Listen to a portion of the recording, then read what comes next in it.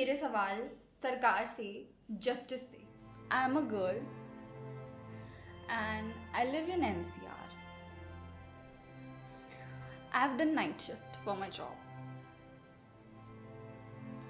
And the amount of fear that I have today,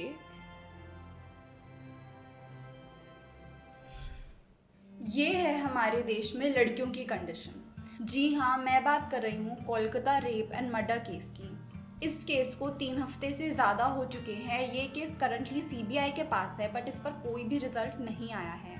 and I can prove it कि इसमें संजॉय अकेला आदमी नहीं था जिन्होंने इतने घटिया जुर्म को अंजाम दिया है, but it was a gang rape. I have found those loop holes जो कि कोई भी काम इंसान देख सकता है, उसे समझ आ रहा है, पूरी दुनिया को पता है it was a gang rape, but I don't know why इसके रिजल्ट्स नहीं आ रहे हैं।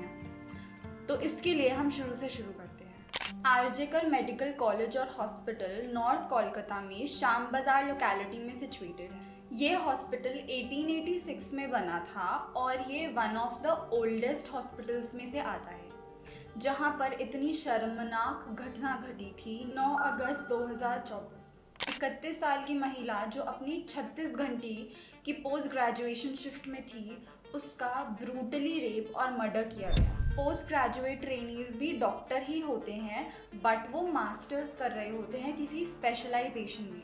उन लोगों के लिए ये 24, 36, 72 आवर्स की शिफ्ट, इतना लंबा स्ट्रेच उनके लिए बहुत कॉमन होता है। जहाँ हम कॉर्पोरेट एम्प्लॉयज़ सिर्फ 9 घंटे की शिफ्ट में ही थक के चूर हो जाते हैं, वहाँ पर ये डॉक्टर्स हमारी ही टेक केयर करने के लिए इतने लंबे शिफ्ट्स करते हैं। और इन शिफ्ट्स के बीच में इनको कॉल पे हमेशा प्रेजेंट होना होता है, यानी कि एक कॉल और इनको वहाँ पर प्रेजेंट होना है। इस बीच में दिन की जितनी भी एक्टिविटीज़ हैं, इनका खाना पीना, नहाना धोना, फ्रेशन अप होना, सब कुछ ये हॉस्पिटल में ही करते हैं। 8 अगस्त 2024 को विक्टिम अराउंड रात में 10 साढ़े 10 बजे के बीच में अपने पेरेंट्स को कॉल करके बोलती है कि आप खाना पीना खा लीजिए और सो जाइए। उसके बाद वो अपने राउंड्स पर जाती है। तकरीबन 2 बजे वो डिनर ब्रेक लेती है और अपने 4 दोस्तों के साथ 3rd फ्लोर पर डिनर करने जाती है, जहाँ पर एक लिफ्ट थी और CCTV कैमरा लिफ्ट के बाहर यानी कि कॉरिडोर में था। इन 4 दोस्तों में होते हैं एक इंटर्न, एक हाउस स्टाफ और 2 पोस्ट ग्रेजुएट ट्रेनी। डिनर करने के बाद बाकी लोग तो अपने काम पर चले जाते हैं, but the victim decides to sleep there because इतने हेक्टिक शेड्यूल के बाद she wanted just a little bit of rest. तो वो वहीं पर थक कर सो जाती है। अराउंड 3 बजे एक इंटर्न आता है, उसे रिपोर्ट्स दिखाता है और उस टाइम वो उसे उठाता है। वो रिपोर्ट्स देखने के बाद वापस से वहीं सो जाती है। That was the time she was last seen alive. फिर कुछ 7:30 बजे विक्टिम की बॉडी को डिस्कवर किया जाता है सेमिनार रूम में, और उसको किसने देखा, इस इंफॉर्मेशन की अभी तक बाहर कोई भी जानकारी नहीं आई है। 10:53 को असिस्टेंट सुपरिटेंडेंट कॉल करते हैं विक्टिम के पेरेंट्स को और उन्हें ये बताते हैं कि आपकी बेटी की तबीयत बहुत ख़राब है, तो आप जल्दी जितना हो सके हॉस्पिटल आ जाइए। अगेन सेम पर्सन उन्हें तकरीबन 22 मिनट बाद 11:15 पर कॉल करता है और बोलता है कि आपकी बेटी ने सुसाइड अटेम्प्ट कर लिया है।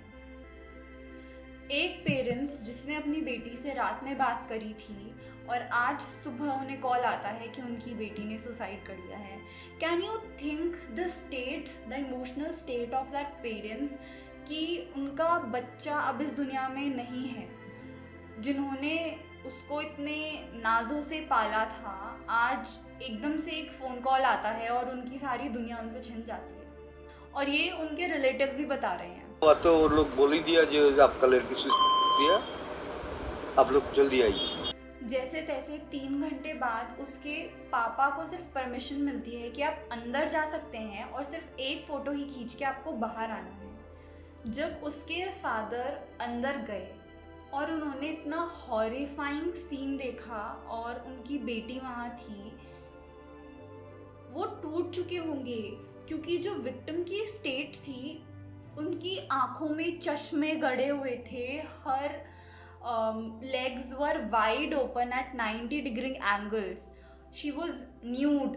उनके पूरी बॉडी पे इंजरीज, पूरी बॉडी पे खून था। उसके पापा एक पेरेंट्स का सबसे बड़ा डर होता है कि उसके बच्चे को कुछ ना हो जाए, और यहाँ पर इतना भयानक सीन एक बाप देख के आ रहा था। उसके बाद भी व्हाट ही सेड वाज, मेरी बेटी तो चली गई है बट इंसाफ मिलना चाहिए। इस इंसिडेंट के बाहर आते ही ऑटोप्सी की डिमांड करी गई और देश भर में प्रोटेस्ट स्टार्ट हुए। फॉर ह्यूमैनिटी, ये एक औरत के साथ हुआ है, एक डॉक्टर के साथ हुआ है, जिनमें उदयपुर, राजस्थान, गुड़गांव, दिल्ली सब शामिल थे। इंसिडेंट के बाद ताला पुलिस स्टेशन से ऑफिसर्स की एक टीम आती है जिसमें होमोसाइड डिटेक्टिव्स भी शामिल होते हैं। ये पुलिस स्टेशन हॉस्पिटल के सबसे पास होता है, इसीलिए यहीं से ऑफिसर्स को बुलाया जाता है। तकरीबन 11:30 बजे फॉरेंसिक्स एक्सपर्ट टीम भी क्राइम सीन पर पहुंचती है और इस केस को वो as a unnatural death registered करते हैं। पेरेंट्स और फैमिली के प्रेशर के बाद वो इसको a rape and murder case consider करते हैं। पुलिस की टीम आती है और सारे सीसीटीवीज़ को वो चेक करना स्टार्ट करती है और अपनी इन्वेस्टिगेशन को शुरू करती है। इसी दौरान पूरे देश में सारे डॉक्टर्स लोग एकजुट होकर इसके अगेंस्ट साइलेंट प्रोटेस्ट करना भी स्टार्ट कर देते हैं। इन्वेस्टिगेशन करते दौरान पता चलता है कि उस रात 5 लोग नाइट ड्यूटी पर थे। सभी को अलग से बुलाया जाता है और उनकी कड़ी पूछताछ करी जाती है। क्योंकि उनकी सारी इन्फॉर्मेशंस ऑलमोस्ट सेम ही थी, इसीलिए पुलिस उन्हें विदाउट किसी एविडेंस के छोड़ देती है। जब पुलिस री एग्जामिन करती है सीसीटीवी फुटेज को, तो उनको एक आदमी दिखता है जो कि शॉर्ट्स पहने खड़ा हुआ था और उसके पास ब्लूटूथ हेडसेट भी था। अब इस चीज़ को, इस इंफॉर्मेशन को ध्यान में रखिएगा because it is very important. क्यों, आपको आगे पता चलेगा। हॉस्पिटल आउटपोस्ट का एक पुलिस ऑफिसर इस व्यक्ति को आइडेंटिफाई करता है और इसका नाम था संजॉय रॉय। जब पुलिस हॉस्पिटल और उसके आसपास के सीसीटीवी कैमरा को चेक करती है तो उन्हें साफ नज़र आता है कि संजॉय नशे की हालत में तकरीबन 11 बजे हॉस्पिटल से बाहर गया था, शराब की दुकान पर जाता है और शराब खरीदता है और फिर वापस हॉस्पिटल आता है। इस दौरान उसके पास उसका वो ब्लूटूथ हेडसेट मौजूद था, मगर 2 घंटे बाद जब वो हॉस्पिटल से सुबह वापस निकलता है, अब उसके पास उसका ब्लूटूथ हेडसेट नहीं होता। इन्हीं सब के चलते पुलिस के लिए वो सस्पेक्ट नंबर 1 था और पुलिस उसे 10 अगस्त 2024 को पकड़ती है। उसकी लोकेशन ट्रैक करी जाती है और उसे पकड़ा जाता है। इन्वेस्टिगेशन के दौरान पुलिस उससे पूछती है कि तुम्हारा ब्लूटूथ हेडसेट कहाँ पर है, तो संजॉय का रिप्लाई होता है कि शायद वो कहीं गुम गया। मगर जब पुलिस ब्लूटूथ ऑन करती है तो उसका हेडसेट ऑटोमेटिकली ही कनेक्ट हो जाता है, जो कि क्राइम सीन के पास मिला था। पुलिस उससे कड़ी पूछताछ करती है और संजॉय अपना जुर्म कबूल करता है। एविडेंसेस के तौर पर संजॉय के बॉडी पे बहुत सारी इंजरीज थी और स्किन के सैंपल्स विक्टिम के नेल बेड पे मिले थे, उसको भी टेस्ट करने के लिए भेज दिया जाता है। हालांकि अभी उसकी इन्फॉर्मेशन बाहर नहीं आई है, बट ये सारे प्रूफ्स काफ़ी थे ये साबित करने के लिए कि संजॉय इसमें शामिल है। अगर मैं संजॉय की फैमिली की बात करूं तो उसकी 2 बहनें और माँ है। उसका परिवार उसे कलंक बुलाता है। उसकी एक बहन तो सब इंस्पेक्टर है और दूसरी बहन सिविल वॉलंटियर। संजॉय ने भी Kolkata police disaster management group 2019 में ज्वाइन किया। ये बेसिकली एक कॉन्ट्रैक्ट वर्कर होते हैं जिसके लिए इनको 12,000 रुपये दिए जाते हैं। संजॉय के पकड़े जाने के बाद भी जनता खुश नहीं है, क्योंकि उनका ये मानना है कि इसमें संजॉय अकेला पर्सन इन्वॉल्व नहीं था। ऑटोप्सी रिपोर्ट भी यही दिखाती है कि ये घटिया घिनौना काम किसी एक इंसान ने नहीं किया, बल्कि इसमें कई लोग शामिल थे। 9 अगस्त तकरीबन 4:30 बजे रिपोर्ट आती है जिसमें बहुत ही ग्रूसम डिटेल्स मेंशन्ड है। उसमें ये बताया गया है कि मैट्रेस पर बहुत सारे बाल थे। डॉक्टर गोस्वामी, जो कि एक फॉर्मर स्टूडेंट है आरजीकर कॉलेज के, उन्होंने भी रिपोर्ट्स पढ़ के यही बोला कि विक्टिम के साथ मल्टीपल पेनिट्रेशंस करी गई थी। ऑटोप्सी रिपोर्ट के अलावा भी इस केस में ऐसे बहुत सारे लूप होल्स हैं जो एक इंसान को क्वेश्चन करने के लिए मजबूर करते हैं कि अगर सरकार बचा रही है तो वो किसको बचा रही है, क्योंकि इस इंसिडेंट्स को सिर्फ 5 दिन हुए थे और क्राइम सीन से सिर्फ 20 मीटर की दूरी पर ही रेनोवेशन स्टार्ट करवा दिया गया। जहां पर क्राइम सीन को कम्प्लीटली बैन कर दिया जाता है, वहां पर रेनोवेशन स्टार्ट कैसे हो सकता है? ये रेनोवेशन नहीं है, ये एविडेंस की टैम्परिंग हो रही है, जो कि बहुत ही विजिबल और एविडेंट है। मेरा अगला सवाल, इनिशियली तो हॉस्पिटल इस केस को सुसाइड बोलकर रफा दफा करना चाह रहा था, जबकि ये बहुत क्लियर था कि ये एक गैंग रेप और कोल्ड मर्डर हुआ है। तो ऐसा क्यों? आप किसे बचाने की कोशिश कर रहे हो और कौन लोग इन्वॉल्व है इसमें? और जो लोग इतना गंदा काम कर सकते हैं, क्या उसे बचाना सच में इतना इम्पोर्टेंट है कि आप एक इंसान की जान की वैल्यू ही नहीं समझ रहे हो? इस केस में दूसरा लूपहोल, पेरेंट्स को 3 घंटे का वेट क्यों? उन्हें अपनी बेटी को देखने के लिए, अपना बच्चा देखने के लिए 3 घंटे का वेट क्यों करवाया गया? यानी कि ऑटोप्सी होने से पहले ही विक्टिम को साइकोटिक घोषित कर दिया, यानी कि उसे मेंटल प्रॉब्लम थी।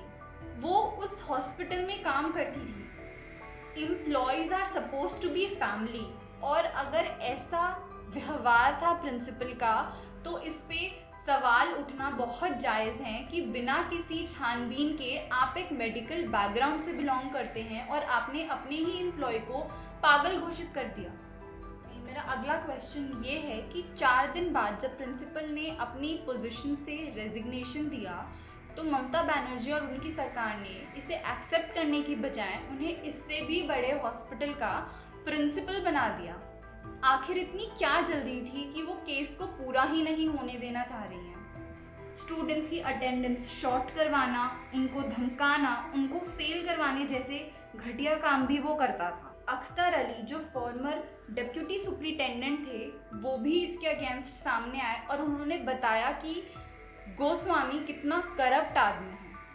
ये वो सवाल हैं जो मैं उन सब लोगों से करना चाहती हूँ जिनके पास 1% भी पावर है कि वो इस केस को सही दिशा में ले जा सके। अगर एक लड़की अपने ही वर्क स्पेस में सेफ नहीं है, तो वो कहाँ सेफ है?